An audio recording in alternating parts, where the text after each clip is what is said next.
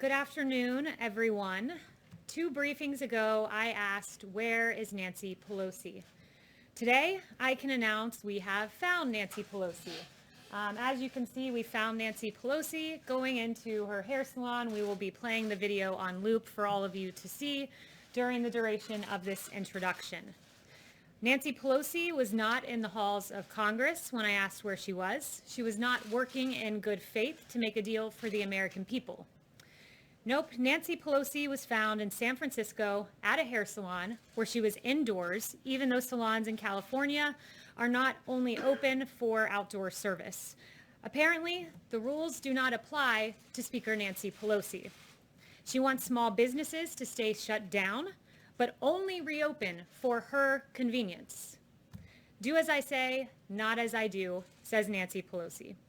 Nancy Pelosi is holding up $1.3 trillion in relief for the American people while getting special access to the very kind of small businesses that this money would support, businesses like this hair salon.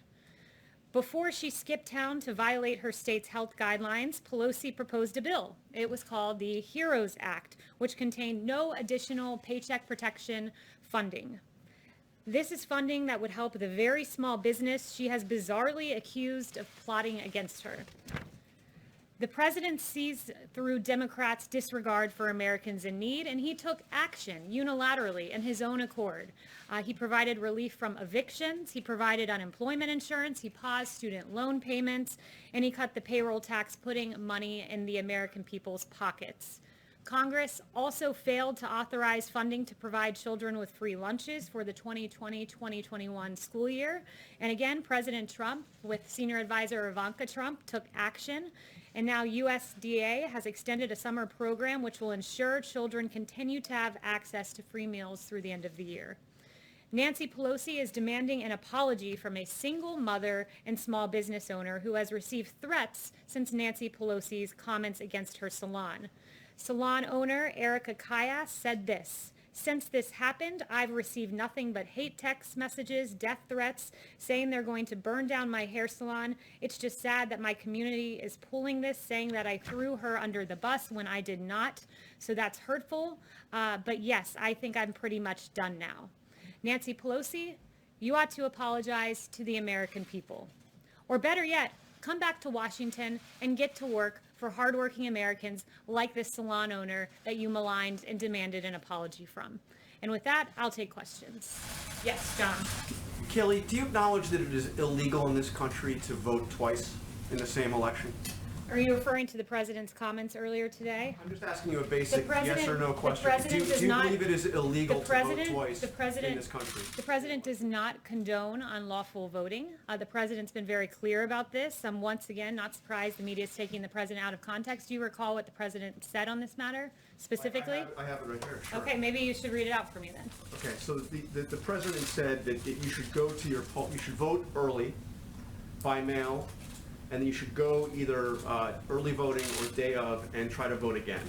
So he is asking people to vote by mail and then to go down to the polling place on election day and to vote again if their vote if they can't confirm their vote has been counted. You are missing a very crucial line from the president's remarks. If it is not tabulated, meaning your mail-in vote, then you will be able to vote in person. If it is not tabulated. This is why there are at least 5 states in this country that do not count any mail-in votes until election day. So those votes won't be counted until afterwards. So there's no way to know whether or not their vote is. There's a very simple answer, and this is how it works. First, a lot of states have what are called electronic poll books. And what this means is that in real time, this is updated. So if your vote is counted, they check the electronic poll book, and you will not be able to vote in person because your vote has been counted. There's a secondary situation. So those who do not have electronic poll books, every single state in the country, you can cast a provisional ballot. And that is a ballot that is there. And if your your vote that you have not mailed in is not counted, they will then count the provisional ballot. And that is exactly what the president's referring to. But what Democrats are doing is saying this: we want an entire new system for voting, one subject to fraud. Don't take it from me, take it from Jimmy Carter, who said in 2005, as part of a bipartisan commission, absentee ballots remain the largest source of potential voter fraud. So what Democrats want you to do is say, trust us, but don't verify. Don't verify that your vote's been counted. This president's trying to enfranchise Americans, which is exactly what he's been saying. He wants every American to have a vote because he understands what Jimmy Carter understood and what so many of us understood until the president started putting the focus on mail-in voting, and that was this, that it is subject to fraud. Every vote should count, and every American should verify that their vote is counted by going to their polling What do location. you say to the executive director of the North Carolina Board of Electors who says that this would create a big problem on election day? What I would say is that the president has laid it out very clearly. You should verify your vote. And not only that, I would point them to the fact that in 2016, before we tried this entire new system of mass mail-out voting, 319,000 votes were not counted that were cast by mail. 319,000 in an election that came down really to 80,000 votes in Pennsylvania, Wisconsin, and Michigan. That's untenable, and hundreds of thousands more will not be counted with the Democrats' fraudulent mass mail-out voting system. The president wants enfranchisement, plain and simple. John. Can I ask you a process and jurisdiction question? The president signed a memorandum last night directing federal agencies to look at funds that might be withheld to cities that do not do enough to restore law and order.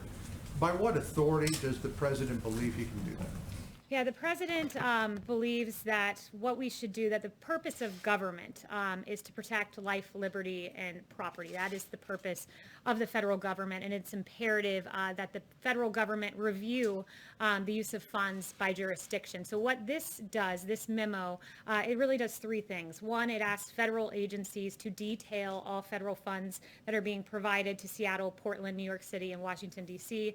Secondly, within 14 days, the Attorney General will develop a list of anarchist jurisdictions, of lawlessness zones that are permitting violence and destruction of property. And then within 30 days, the White House Budget Director will issue guidance to the heads of agencies on restricting eligibility of or otherwise disfavoring to the maximum extent possible by law anarchist jurisdictions in the receipt of federal grants. And South Carolina v. Dole did note that you can withhold funding so long as it pertains to the federal program pertains to what you're trying to incentivize.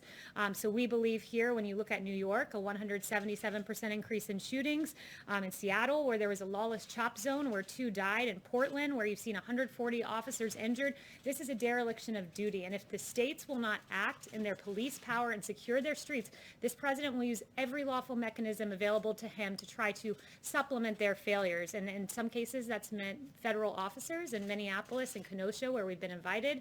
This is yet another attempt to make sure no more children like Legend Taliaferro die on our streets. These are congressionally appropriated funds. I expect that you would expect there to be immediate legal action taken. Letitia James, the Attorney General for the state of New York, warned a few minutes ago that if you try to withhold any funds, she will immediately slap you with a lawsuit.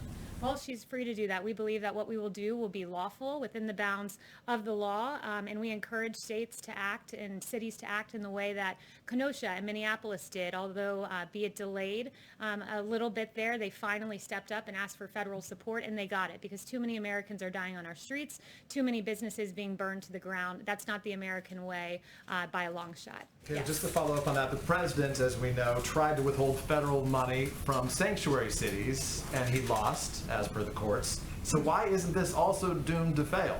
I'm not going to get ahead of exactly what the final product will look like. Again, I just walked you through, there's a 14-day timeline for the DOJ, and then a 30-day timeline for Office of Management and Budget, but we believe that we are on the right here. Let me do a couple follow-ups if I can. So in May, the president said the U.S. will be designated Antifa as a terrorist organization. Yes or no? Did the president do that?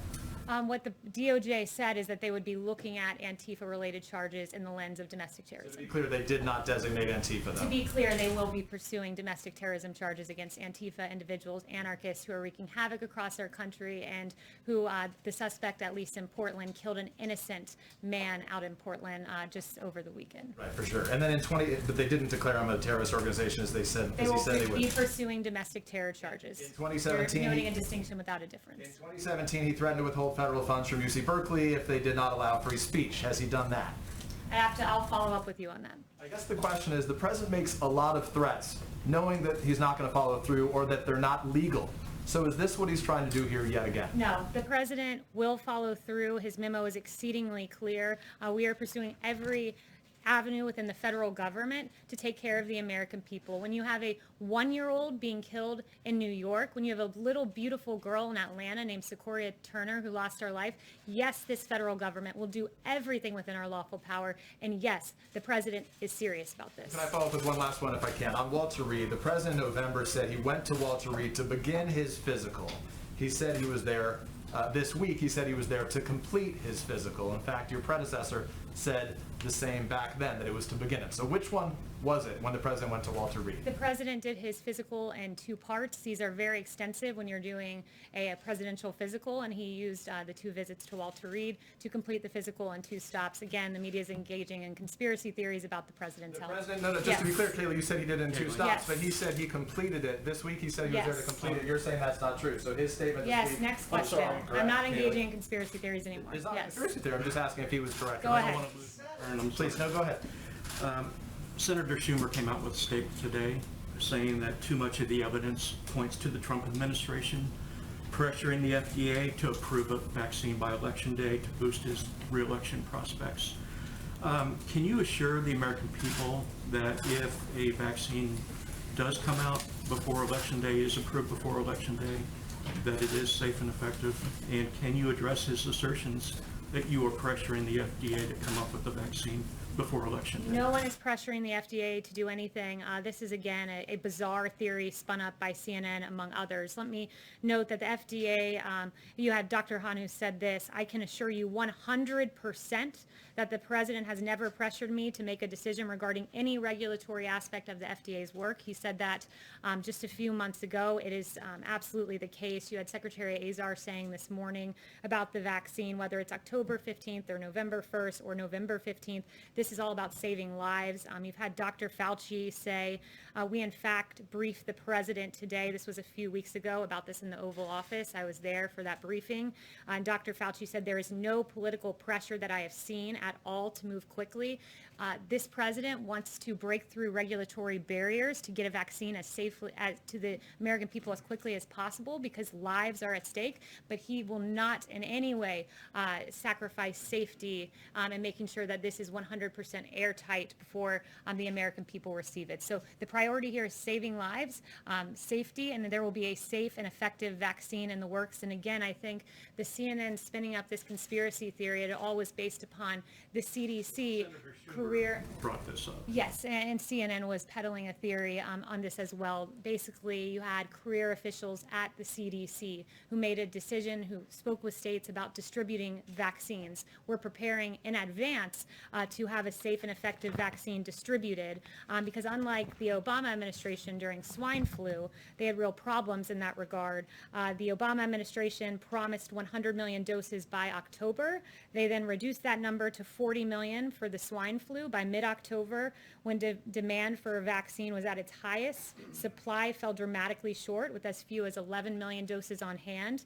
You even had their CDC director saying, we are nowhere near where we thought we'd be by now. We are not near where vaccine manufacturers predicted we would be. We share the frustration of the people who have waited online or called a number or checked a website and haven't been able to find a place to get vaccinated. Unlike the Obama-Biden administration, we make plans in advance. It's why we have contracts for 100 million of vaccine production in advance, and it's why CDC career officials have worked with all 50 states to make sure that we can distribute this vaccine. We do our homework in advance, unlike Obama, Biden.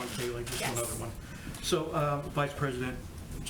former Vice President Joe Biden said on Alexei Navalny's poisoning that the mode of attack leaves no doubt as to where the responsibility lies, the Russian state. Does the president agree with that assessment? And has he made his voice known to the Russian government on this issue? So we're deeply troubled by the results released yesterday. Alexei Navalny's poisoning is completely reprehensible. Russia has used chemical nerve agents in the past, and we're working with our allies and the international community to hold those in Russia accountable wherever the evidence leads and restrict funds for their malign activities. The Russian people have a right to express their views peacefully without fear of retribution of any kind, and certainly not with chemical agents, and no one has been tougher on the Russian government than this president. Yes. Thanks, Kayleigh. On TikTok, the president said that that ban is going to take effect on September 15th if the deal is not agreed to. What will that look like? Or is Google and Apple going to have to delete that app from their app stores? Or are people going to have to delete it off their phones? Tell us what will happen on September 15th if there's no deal. I'm not going to get ahead of announcing those plans on September 15th. I know you had some questions on the timing of everything, and I told the Commerce Department to be expecting your call because they can walk you through. Had questions about the 45-day time frame, so I did get some clarity for you on that. And if you follow up with me, we can get you in touch with the Commerce Department. Okay. Yeah, Kayleigh, I just wanted to ask you about the investigation. There's a couple of contracts that were awarded that Peter Navarro was involved with. One, there's some investigation going on in terms of the Kodak, the money that went to Kodak to allow them to develop pharmaceuticals. There are other contracts now for ventilators that have received scrutiny. Can you give us an update on how concerned you are that maybe some of these business deals are going through too quickly, they're not getting enough scrutiny? Is there any particular finding that you can offer at this point on that? Yeah, we've made many contracts using the DPA 78 times, 30 times with regard to testing. We're very proud of what we've done. Of course, if there are new allegations with a given company, we certainly look at those and look at them closely, as we did with the Kodak situation. But we're very proud of what we've done. We were met with an unprecedented challenge, a novel coronavirus that came to our shores from China. And we are very proud that our contracts have enabled us to have a very large and growing stockpile. In fact, we've rapidly increased the amount of N95s on hand to more than 60 million. We're on track to have 10 times more than pre-pandemic levels by the fall. Significantly surged the number of gowns on hand to more than 27 million, and we have tremendous level of ventilators on hand at 109,000, and we will have tens of thousands more by the fall. So the contracts we've made have enabled these numbers, among others. I'm not even getting into therapeutics like remdesivir, but of course, if there's ever allegation, we take it seriously and look at it as we did with Kodak. Confirm how many allegations of wrongdoing that you're looking at that I'm involve only aware Peter Navarro? of the one or two that you named out of the many, many contracts that we've had. Yes. Thanks, Kayleigh. The herd immunity strategy for the pandemic has been called dangerous by some experts, and I'm wondering if President Trump has formed an opinion on this concept, and if he thinks that that is an achievable goal. Yeah, the herd immunity so-called theory was something made up in the fanciful minds of the media. That was never something that was ever considered here at the White House. Here at the White House, what we've done is race to get a safe and effective vaccine in record time. If we get it by the end of the year, it will far outpace Ebola, which took 14 months to get to phase 3 clinical trial, 3 years to get to completion. This will be the fastest vaccine ever for a novel pathogen. Here at the White House, we talk about therapeutics and are very proud that we've identified, we have more than 270 clinical trials, 570 in the planning stages, and successful therapeutics that we know of like dexamethasone and remdesivir. That's what we do here at the White House. The herd immunity theory, again, was something made up in the mind of the media. On the Supreme Court, the president said that he would come out with a list of candidates by September 1st. When can we expect to see that list? You will see it soon, certainly within the next few weeks, but it will be after the Labor Day weekend. Yep.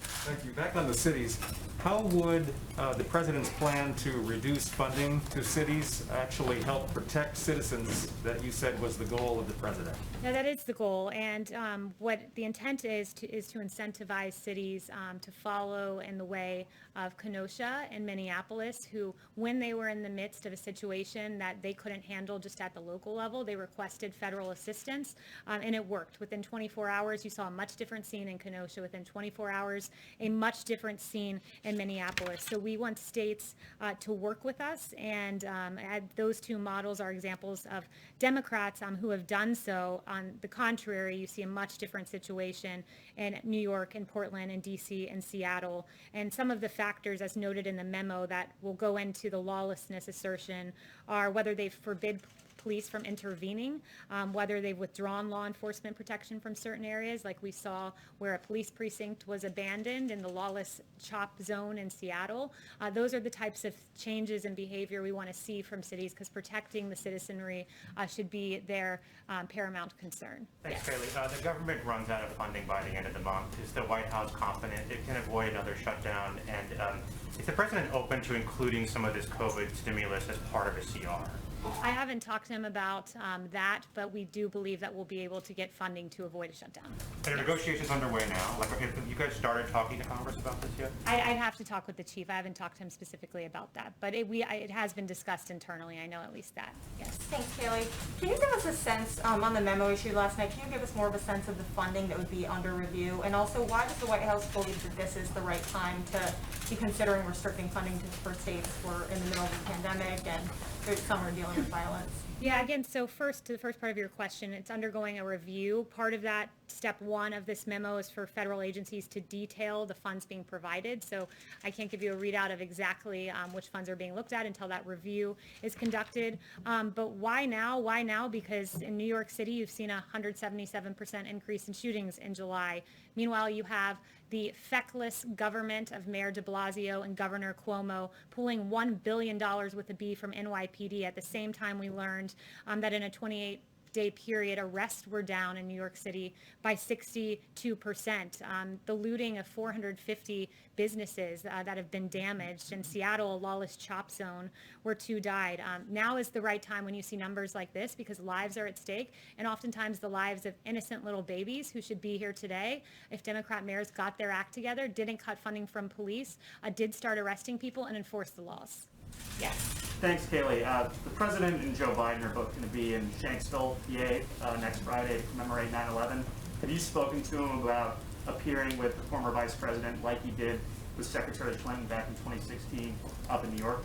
I have no details for that upcoming event, but we are intending to be in Shanksville as well. Okay, and then just one more follow-up on the cities. Again, I know it's under review. Has the president directed Director Vaught to make sure that future coronavirus aid is exempt from this memorandum? I don't see in what universe that would be connected to the issue at hand, which is ensuring lawfulness in the city. FEMA or HHS or anything like that. But again, I don't want to get into the specific funding ahead of the review process that is ongoing. Yes. Are we all set? Okay, there we go. Yep. Thank you. Facebook said earlier today that it would be removing the post where the president was talking yesterday with a local reporter about voting twice if it's not corrected and if it doesn't indicate that the president was wrong in those assertions. What do you have to say about Facebook's move on this post? You said Facebook designated a post. I missed the very first part. Right. They said that they would remove the post from those profiles who posted and do not say that what the assertions of the presidents are wrong. Yeah, I haven't seen the particular post you're referring to, but the president is crystal clear here that he only, again, to read that part of his quote, if your vote isn't tabulated, then you'll be able to vote in person. This is about verifying that every vote is counted, because we know voters are disenfranchised. Just in the 2020 presidential primary, for instance, there were 100,000 ballots rejected in California, mail-in ballots in New York. 1 in 5, think about that. 1 in 5 mail-in ballots were rejected, a total of 84,000 ballots rejected in New York City alone. And we know the thin margins by which elections are decided. And we also know that, as research has shown, young Black and Hispanic voters are more likely to have their mail-in ballots rejected. That's according to a Washington Post article. So the president wants enfranchisement, not disenfranchisement. That's his goal with the comments that he made yesterday. If I may ask another one on immigration, please. Okay. The president had said that he will be issuing another order in September. Do you have any more information on that, when he may be issuing that immigration order? Yeah, no updates on a forthcoming immigration. Thank you, Kayleigh. If you mentioned role model cities like Kenosha, if, say, Mayor de Blasio and Mayor Bowser, for instance, if they were to this week take specific actions and get some of the law and order back under control, would this memo continue to go forward, or would you continue to propagate the plans listed in this memo from We have to see a radical change in behavior from the mayor of DC, who allowed a church to burn, from the mayor of Portland, who stood with the protesters only to be chased out of his own home, the windows shattered of his building by the very protesters he deemed peaceful, who were actually anarchists, who took the life of a 39-year-old man this past weekend. But look, when the local government doesn't act, we use every avenue available to us at the federal level, and that pertains to this memo as one example. Another example is Operation Legend, which we're very proud of and have some new numbers for you on that. Since the operation's launch, more than 2,000 arrests, including 147 homicides, have been made. More than 544 firearms have been seized, and more than those are illegal weapons, and more than 7 kilos of fentanyl, 14 kilos of heroin, 12 kilos of cocaine, and 50 kilos of methamphetamine have been seized. And of the individuals arrested, 476 have been charged with federal offenses, and there's a detailed readout from DOJ of each offense and the great work that our federal law enforcement officials have done. So thank you to our police. Thank you to our federal law enforcement. You keep us safe when Democrat mayors and derelict governors do not. Thank you.